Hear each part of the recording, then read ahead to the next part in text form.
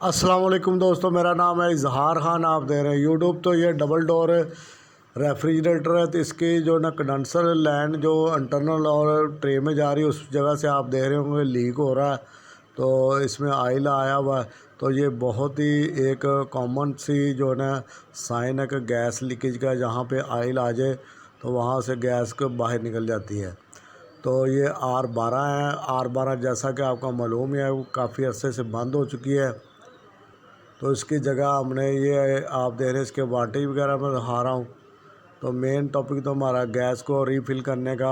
R12 की जगह R134 हम इसमें चार्ज करेंगे। तो इसको हमने पहले साफ़ कर लिया और गैस को जो ना जो इसमें बीच में है उसको पहले हम सारे को निकाल लेंगे ताकि टांके लग सकें।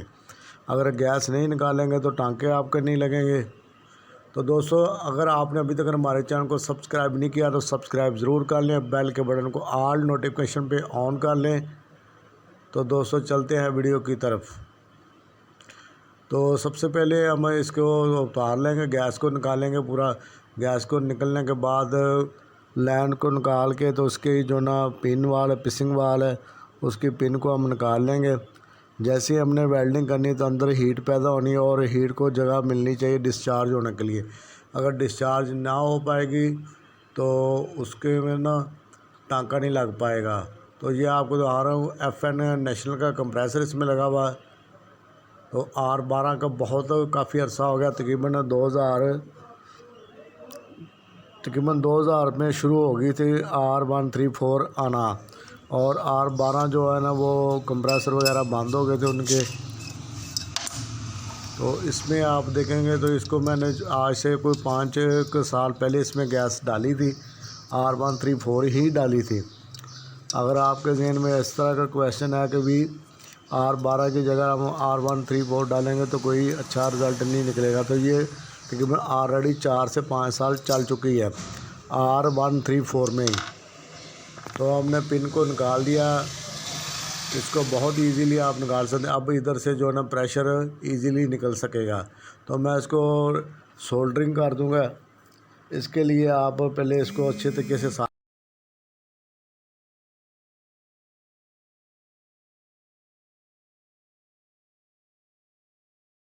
अभी वही है। हाँ,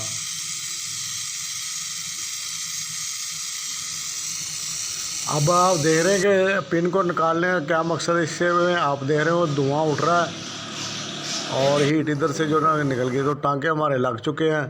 अब जो ना इन 4 टांके ये रीसोल्ड किए हैं और सक्शन लाइन का भी हम रीसोल्ड कर देंगे। तो इसको थोड़ा सा ठंडा करके हम इसमें पिन को दोबारा से लगा देते हैं।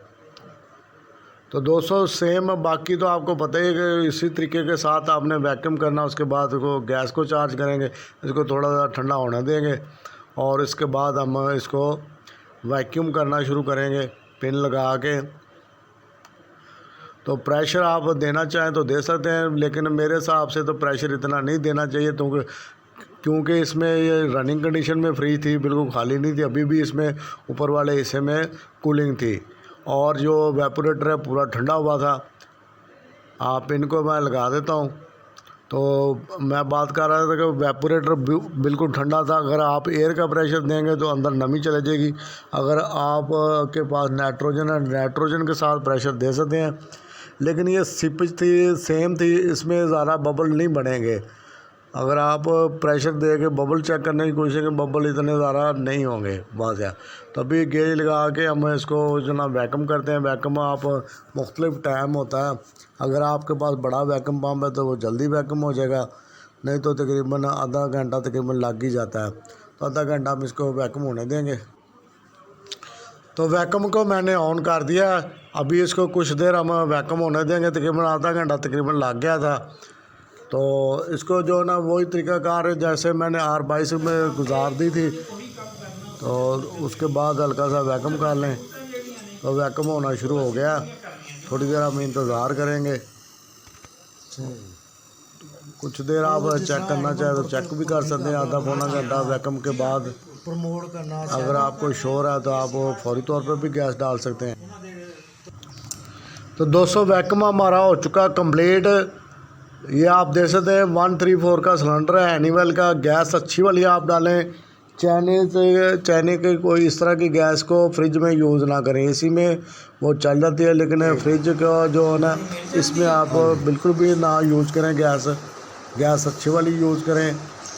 ज़्यादातर तो जो ना एनिमल USA की आ रही है।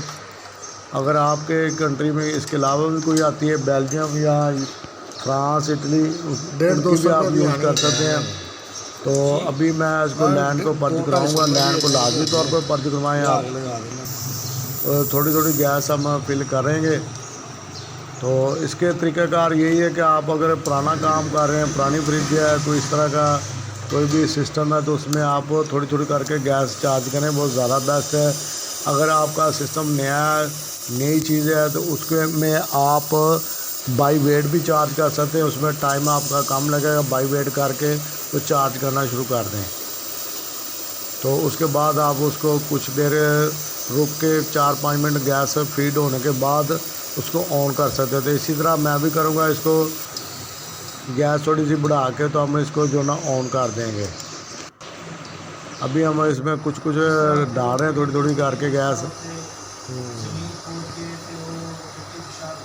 तो अभी जो ना इतना ज़्यादा आपसे दोस्तों एक दफ़ा फिर रिक्वेस्ट है, अगर आप इस चैनल पे नए तो सब्सक्राइब ज़रूर कर लें और बेल के बटन को ऑल नोटिफिकेशन पे ऑन कर लें। हम घरेलू एशिया की जो ना वीडियो बनाते रहते हैं। तो अभी मैं इसको ऑन करता हूँ।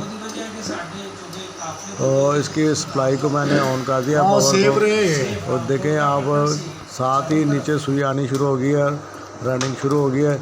एक दोस्तों आपको एक बेस्ट इसमें ट्रिक बता दें, इसमें यह तरीकाकार भी होता है। जैसे ही आप देखेंगे सुई नीचे आ गई है, तो आप 5-7 मिनट के लिए फ्रिज को दोबारा बंद कर दें। उससे आपको ये अंदाज़ा हो जाएगा गैस रिटर्न। तो दोस्तों जैसा कि मैंने बताया था, फ्रिज ऑलरेडी चल रहा था, तो जैसे ही हमने इसको बंद करके तो फिर गैस का काम करना शुरू किया था, यानी कि इसको बिल्कुल गर्म होने नहीं दिया था। तो नीचे भी कूलिंग शुरू हो गई है, ऊपर भी कूलिंग आना शुरू हो गया है। तो इसके लिए हम इसमें जल्दी फ्रिज हमारा तैयार हो जाएगा। सामान को हमने निकाला नहीं था, तो उधर से ही हमने तैयार करना शुरू कर दिया था। इस तरीके के साथ भी आप कर सकते हैं। तो इसको हम स्पंज के साथ लीकेज को चेक करना शुरू कर दें, क्योंकि गैस सर्कुलेट होना शुरू हो गया। प्रेशर है अब इन लाइनों में, कंडेंसर में, तो आप इजीली इसको ट्रेस कर सकते हैं। सारी जगहों को हम सारे टांकों को चेक कर लेंगे एक दफ़ा। तो ख़ास तौर पे जो हमने नए लगाए हैं उनको लाजमी तौर पे चेक करेंगे।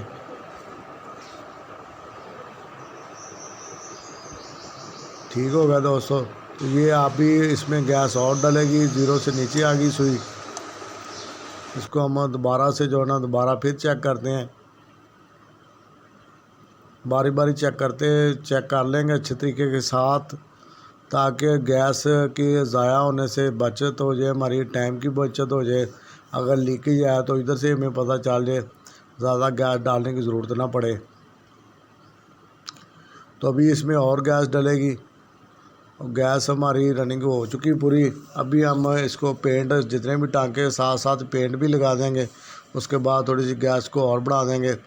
और पेंट कोई भी आप नॉर्मल पेंट लगा सकते हैं। इसमें ये बेहतर होता है कि अगर कहीं भी जहाँ मॉइस्चर वाली जगह है तो उसमें जो है ना ये टांके सेव रहते हैं। नाला करीबी, उससे भी ये सेव रहते हैं, स्केल नहीं आती, टांके गलते नहीं हैं और लंबे अरसे तक चलते हैं। आपने नए फ्रिजों में भी देखा होगा, वो लगा देते हैं, पेंट लगा देते हैं, कोई भी कलर इस तरह की कोटिंग कर देते हैं। तो उसमें ये ना सेफ्टी हो जाती है एक, और उसमें स्केल वगैरह नहीं आती। तो इसको हमने सारे को कवर कर दिया, फ़िल्टर को भी। तो आपको फ़िल्टर चेंज करने की ज़रूरत नहीं है। अगर आपने सारे सिस्टम को खोला तो फिर तो आप लाजमी तौर पर फ़िल्टर चेंज करें। अभी आप देख सकते हैं सारे पे कूलिंग आ गई है, नीचे भी सारे आइस हो चुकी है कम्प्लीट। तो इसको हमने तकरीबन अभी जितना टेम्परेचर जा रहा है 30 के राउंड बोर्ड ज़्यादा, 30 से 35 तक जाता है नॉर्मली टेम्परेचर। तो 5 पे हमने इसको रखा है। रिटर्न आ चुकी है। अभी हम इसको डिस्कनेक्ट कर देंगे, लाइन को उतार लेंगे। तो ये इसका जो 134 होती है, 10 से 0 के दरमियान कहीं भी 4, 5, 10 से नीचे फ्रिज रेफ्रिजरेटर का प्रेशर, रिटर्न प्रेशर होता है। तो दोस्तों उम्मीद करते हैं ये वीडियो आपको पसंद आएगी। पसंद आए तो लाइक ज़रूर करें, शेयर करें। मिलेंगे नेक्स्ट वीडियो में, तब तक के लिए अल्लाह हाफिज़ दोस्तों।